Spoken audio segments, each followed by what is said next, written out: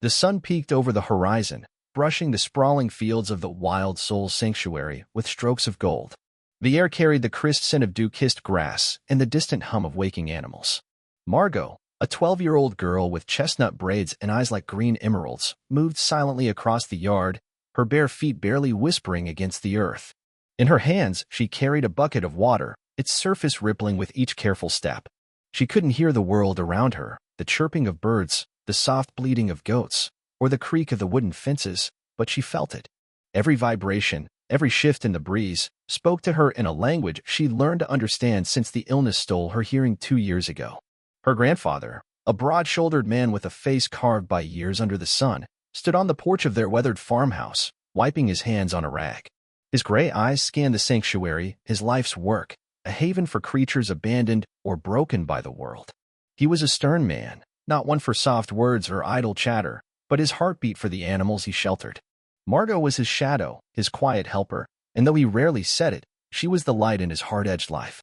That morning, the usual rhythm of the sanctuary broke with the rumble of an engine. Margot paused, feeling the ground tremble beneath her feet. She turned her head just as an old, rust-streaked truck rolled up the dirt path, its tires kicking up clouds of dust. 2 volunteers climbed out, their clothes worn and their faces lined with exhaustion. One of them tugged at a thick leash, and from the back of the truck emerged a dog, a golden retriever, though his coat was dulled by dirt and matted with neglect. His name, they said, was 𝐥𝐤. Margot stood frozen, the bucket still in her hands, as she took him in. He was larger than most retrievers she'd seen, his frame lean but muscled, his golden fur marred by jagged scars that crisscrossed his sides and legs. One ear was torn, hanging limp, and his eyes, dark and wild, darted around, searching for threats. He growled low, a sound she couldn't hear but could feel in the tightness of the air. When the volunteer yanked the leash, 𝐥𝐤 bared his teeth, snapping at the empty space between them. The other animals in the sanctuary stirred, sensing the unease. "Found him tied up in an old barn," one of the volunteers said, his voice rough as he handed the leash to Margot's grandfather. "Owner either ditched him or didn't care enough to keep him. He's been through hell starved, beaten, left to rot. Doesn't trust a soul. We figured if anyone could handle him, it'd be you." Her grandfather frowned, crossing his arms as he studied the dog. "He's a mess," he muttered, his tone gruff. "What's the point of bringing me something this far gone?" He leaned closer, eyeing the scars that marked 𝐥𝐤's body like a map of pain. "What did they do to him?" "Probably tried to break him," the second volunteer replied, shrugging. "He's got fight in him, though. Too much, maybe. No one's been able to get near him without a fight." Margot set the bucket down, her gaze locked on 𝐥𝐤. She didn't need to hear the words to understand. She'd seen enough animals come through the sanctuary, horses with broken spirits, cats with missing eyes, birds too scared to fly. 𝐥𝐤 was different, though. There was something in his eyes, a flicker of fear wrapped in fury, that felt familiar. It was the same look she'd seen in her own reflection after the fever took her hearing, when the world turned silent and strange. Ignoring her grandfather's sharp glance, she took a step closer to the fence where 𝐥𝐤 stood, his leash now tied to a post. He lunged forward, barking furiously, his body tense as a coiled spring. The volunteers flinched, but Margot didn't. She knelt a few feet away, her hands resting on her knees, and watched him. His growls vibrated through the ground, a warning she couldn't hear but understood all the same. "Margot, get back," her grandfather barked, his voice cutting through the morning stillness. "That dog's trouble. He'll bite before he thinks." She glanced at him, her lips pressing into a faint, stubborn line. She shook her head, just once, and turned back to 𝐥𝐤. The dog's ears flattened, his barks growing sharper, but Margot stayed still. She knew better than to rush him. Time, she'd learned, was the only way to reach a soul this wounded.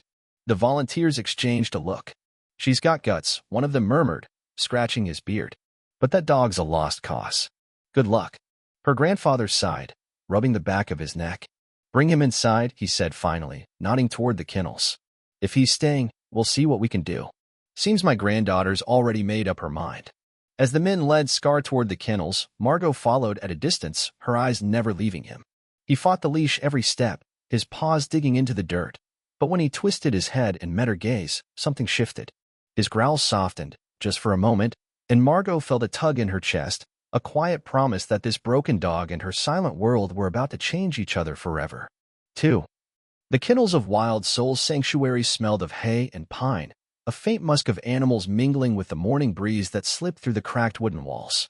𝐤𝐤𝐤𝐿 arrival sent a ripple through the space. Chickens clucked nervously in their coops, a one-eyed tabby cat hissed from her perch, and the goats bleated in protest as the volunteers wrestled him into the largest pen. He thrashed against the leash, his barks echoing off the rafters, a storm of sound Margot couldn't hear but felt in the tremor of the floorboards beneath her feet. When the men finally secured the gate and stepped back, 𝐤𝐤𝐤 lunged at it, his teeth snapping at the air, his scarred body trembling with rage. Margot lingered near the doorway, her small frame silhouetted against the golden light streaming in. Her grandfather stood beside her, arms crossed, his weathered face set in a scowl. "He's wilder than I thought," he said, his voice low and gruff. "You sure about this, Margot? He's not some stray kitten you can tame with a bowl of milk." She turned her head, meeting his gaze with those steady green eyes that always seemed to say more than her hands ever could. She nodded once, firm and unshaken, then pointed towards 𝐤𝐤𝐤's pin with a determined tilt of her chin. Her grandfather sighed, the sound heavy with years of hard-earned wisdom. "All right, then. But you keep your distance till he calms down. I won't have you hurt. You hear me?" Margot didn't nod this time. She couldn't hear him, after all, but the faint curve of her lips told him she understood. She'd grown used to his warnings, his stern love that hid behind every furrowed brow.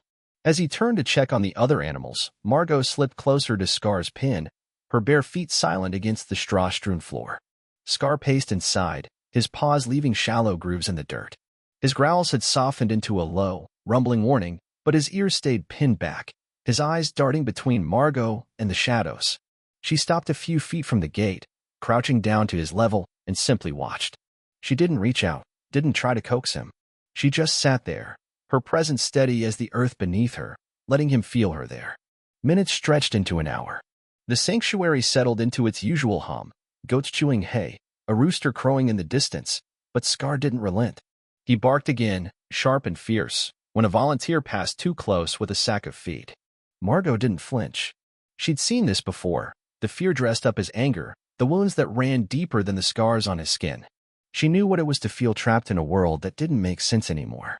The next morning, she returned before the sun had fully risen, a small bag of treats tucked into her pocket. 𝐤𝐤𝐤 was awake, his head low, his body coiled as if ready to spring.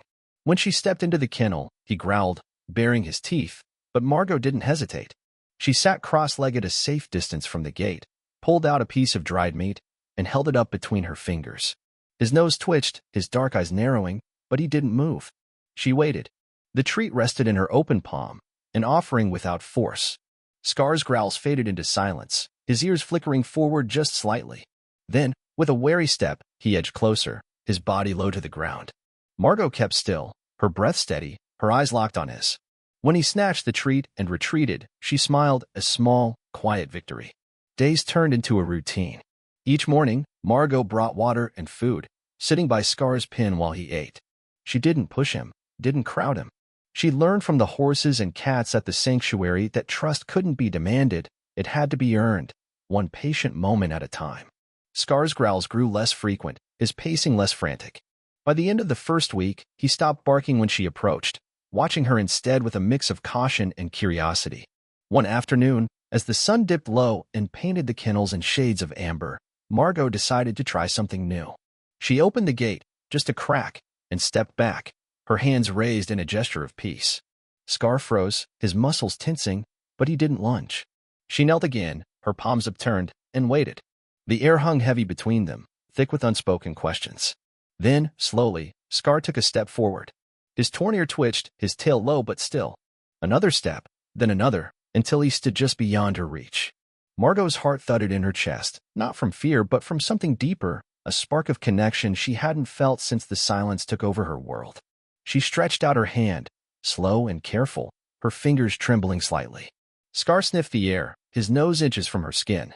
For a moment, she thought he'd pull back, retreat to his corner with a snarl. But then he pressed his muzzle against her palm, the touch rough and warm. Margot's breath caught, her eyes stinging with tears she hadn't expected. She didn't hear his soft whine, didn't catch the shift in his breathing, but she felt it, the weight of his trust settling into her hands. From the doorway, her grandfather watched, his arms still crossed, but his scowl softening.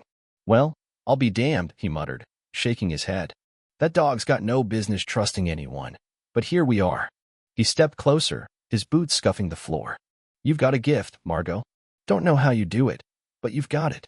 She didn't turn to look at him. Her focus stayed on Scar, her fingers tracing the edge of a scar along his neck.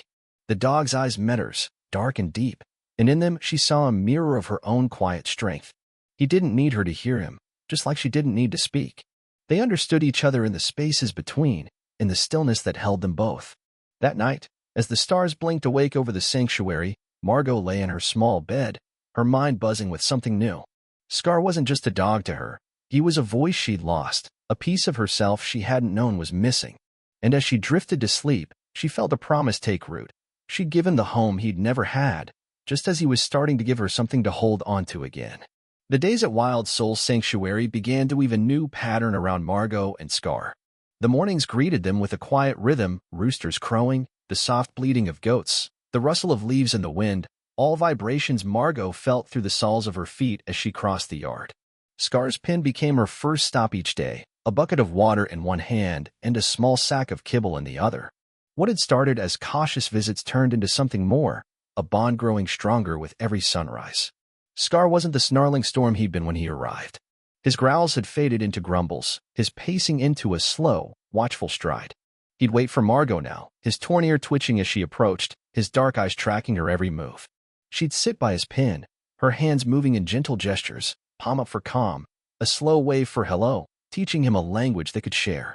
He learned fast, his head tilting when she pointed to the water bowl, his tail giving a hesitant wag when she offered a treat.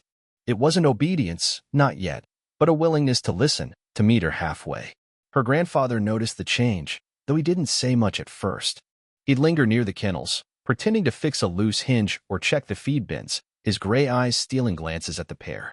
One crisp afternoon, as Margot tossed a worn tennis ball across the pen and Scar bounded after it, he finally spoke up. "He's not the same dog they dropped off," he said, his voice rough but tinged with something softer. "You're doing something to him, Margot. Something good." She turned to him, her braids swinging over her shoulder, and gave a small nod. Her hands moved quickly, fingers spelling out a silent message. "He's doing something to me, too." Her grandfather squinted, deciphering the signs he'd learned alongside her after the illness. He grunted, a sound that might have been a laugh if he'd let it loose. "Suppose that's how it works. Two broken things fixing each other." Margot smiled, a rare full one that lit up her face, and turned back to Scar.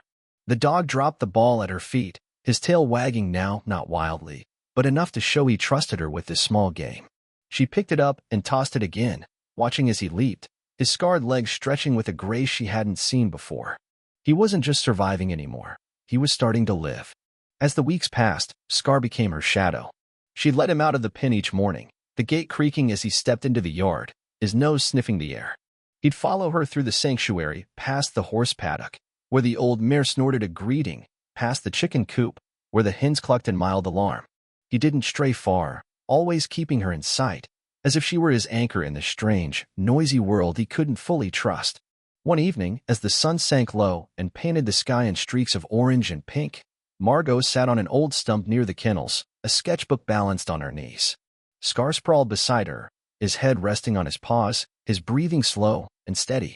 She'd found the sketchbook in a dusty box under her bed a few days earlier, its pages yellowed but blank, waiting for something to fill them. Now her pencil moved across the paper, tracing the lines of Scar's face, the curve of his torn ear, the jagged scar along his jaw, the quiet strength in his eyes. She didn't hear the world as she drew, but she felt it, the vibration of Scar's soft huff, the coolness of the evening settling around them, the weight of his presence grounding her. The sketch took shape, rough at first, then sharper, until it was him staring back at her from the page. She paused, her pencil hovering, and glanced down at him. He lifted his head, meeting her gaze, and for a moment, she swore he understood what she'd done, captured him, not just his scars, but the soul beneath them. Her grandfather found her there later, the stars just beginning to prick the sky. He leaned over her shoulder, peering at the drawing, and let out a low whistle she couldn't hear but saw in the puff of his breath. "That's him, all right," he said, tapping the page with a calloused finger. "You've got away with that pencil, Margot. Didn't know you had it in you." She shrugged, a little shy, but her eyes sparkled with something new, pride, maybe, or the flicker of a purpose she hadn't named yet. She flipped the page and started another sketch, this time of the sanctuary at dusk, Scar lying in the foreground. Her grandfather watched for a while, then patted her shoulder. Keep at it, girl. Might be you found your voice after all. The next day, she brought 𝐤𝐤 to the edge of the sanctuary's field, a wide stretch of grass bordered by pines. She sat with her sketchbook again, but this time she let him roam, the leash left coiled by her side. He didn't bolt, didn't disappear into the trees like she'd half expected. Instead, he explored in slow circles, sniffing the ground, his tail wagging more freely now. When a rabbit darted from the bushes, he froze, ears perked, but didn't chase, just watched, then trotted back to her, settling at her feet. Margot sketched that moment, her pencil flying over the page, capturing the way the light caught his fur, the way he looked at her with something like loyalty. She didn't know it then, but those drawings were the start of something bigger, a way to speak without sound, to tell the world what she saw, what she felt. 𝐤𝐤 was her muse, her companion, her mirror. He'd come to her broken, but together, they were building something whole. One morning, as frost dusted the grass and the air bit at her fingertips, Margot knelt by 𝐤𝐤's side and ran her hand along his back. Her fingers brushed a deep scar, the skin rough and raised, and she wondered about the hands that had hurt him, the life he'd endured before her.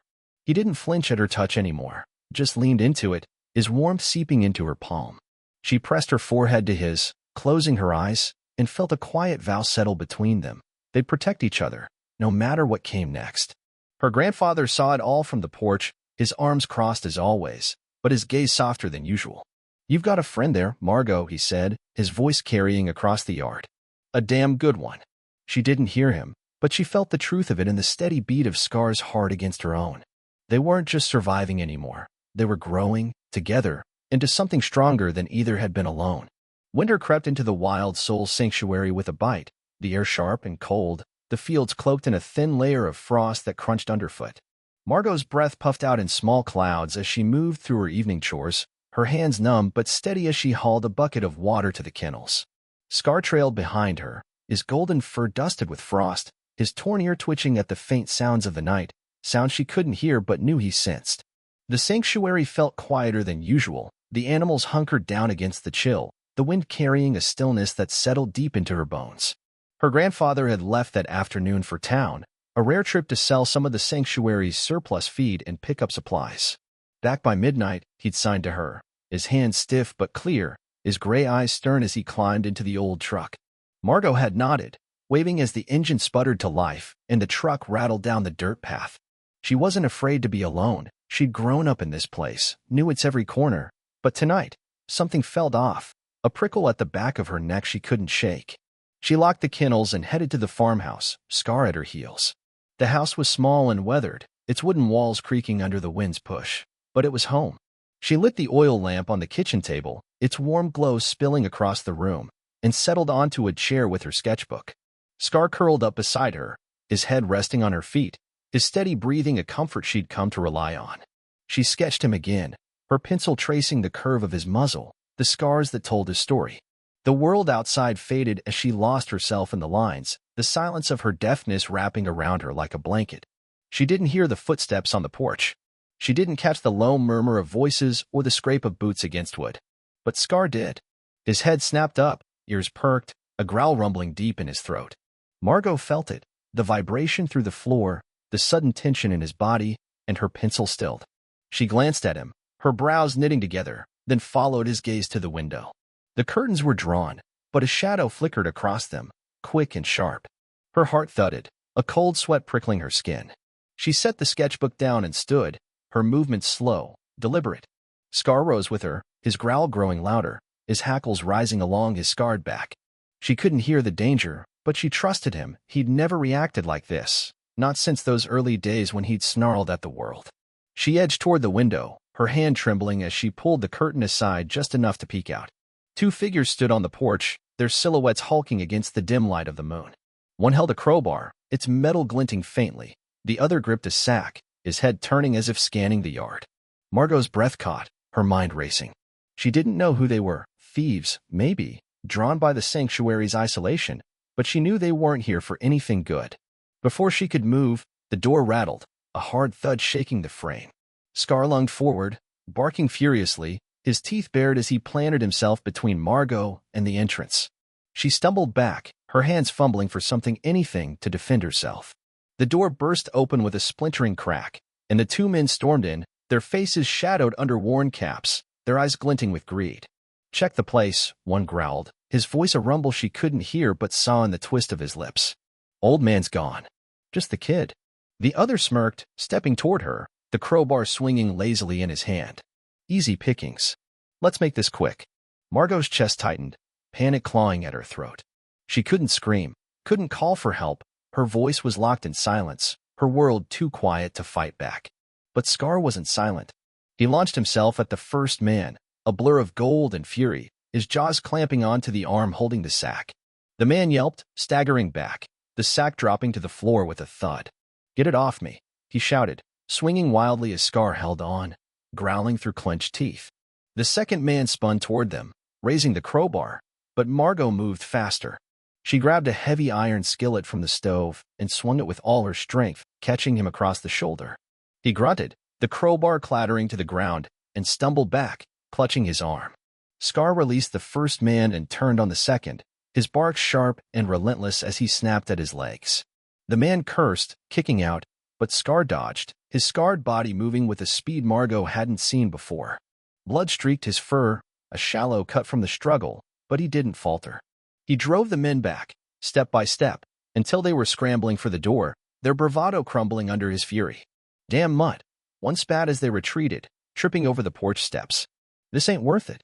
They vanished into the night, their footsteps fading into the wind, leaving the house in disarray, shattered wood, a toppled chair, the sack abandoned on the floor. Margot dropped the skillet, her hands shaking, her knees buckling as she sank to the ground. 𝐤𝐤 limped toward her, his tail low, a soft whine escaping his throat. She reached for him, her fingers brushing the blood matting his fur, and pulled him close, burying her face in his neck. Tears streamed down her cheeks, hot and unstoppable, soaking into his coat. She couldn't hear his whimpers, couldn't thank him with words, but she held him tight, her arms trembling around his warm, solid frame. He'd saved her, not just from the men, but from the helplessness that had haunted her since the silence took over. He'd fought for her when she couldn't fight alone. Hours later, the truck's headlights swept across the yard, and her grandfather burst through the door, his face pale with worry. He froze at the sight, Margot on the floor, 𝐤𝐤 pressed against her, the signs of a struggle scattered around them. "What the hell happened?" he demanded, dropping to his knees beside her. His hands signed quickly, frantic. "Are you hurt?" She shook her head, wiping her eyes, and pointed to 𝐤𝐤, her fingers tracing the air to spell his name. "He saved me," she signed, her movement shaky but clear. "Two men. They broke in." He stopped them. Her grandfather's gaze shifted to 𝐤𝐤, taking in the blood, the exhaustion in his slumped posture. He reached out, hesitating, then rested a hand on the dog's head. 𝐤𝐤 didn't growl, didn't pull away, just leaned into the touch, his eyes half closed. "Good boy," the old man murmured, his voice thick. "Damn good boy." He pulled Margot into a rough hug, his arms strong and steady, and for once, she felt the weight of his worry more than his sternness. "You're all right," he said, more to himself than to her. "You're both all right." That night, as the wind howled outside and the lamp flickered low, Margot cleaned 𝐤𝐤's wound with a damp cloth, her hands gentle but sure. He rested his head in her lap, his breathing slow, his trust in her absolute. She didn't sketch him then, her hands were too busy, her heart too full, but she knew she'd draw this moment later, the night he became her protector. The silence around her didn't feel so heavy anymore. It was filled with him, with the bond that had turned a broken dog into her truest friend. Years slipped by like the seasons at 𝐦𝐨𝐬𝐺𝐵, each one leaving its mark on the land and the lives within it. The frost of that fateful winter gave way to countless springs, summers thick with heat, and autumns painted in hues of amber and red. Margot grew taller, her chestnut braids replaced by a loose cascade of hair, her green eyes sharper now, etched with a quiet wisdom beyond her years. The sanctuary thrived under her hands, its fences mended, its animals cared for with the same tenderness she'd once shown 𝐤𝐤. Her grandfather, his hair now fully silver, stepped back from the daily work, his sternness softened by time and pride in the woman she'd become. 𝐤𝐤 aged too, his golden fur streaked with gray, his step slower but still steady. The scars that had once defined him faded into his coat, less jagged now, softened by years of care. He stayed by Margot's side, a constant shadow through the fields and kennels, his torn ear still twitching at the world's subtle shifts. The night he'd saved her lingered in their bond, a memory unspoken but never forgotten, a thread that tied them tighter with every passing day. Margot's sketchbook, once a private refuge, became something more. The drawings of 𝐥𝐤 multiplied, his face in the morning light, his silhouette against the pines, the fierce determination in his eyes that night he'd fought for her. She moved from pencils to paints, her small bedroom filling with canvases that captured the sanctuary's soul, the horses grazing at dawn, the goats leaping over rocks, the quiet dignity of the creatures her grandfather had saved.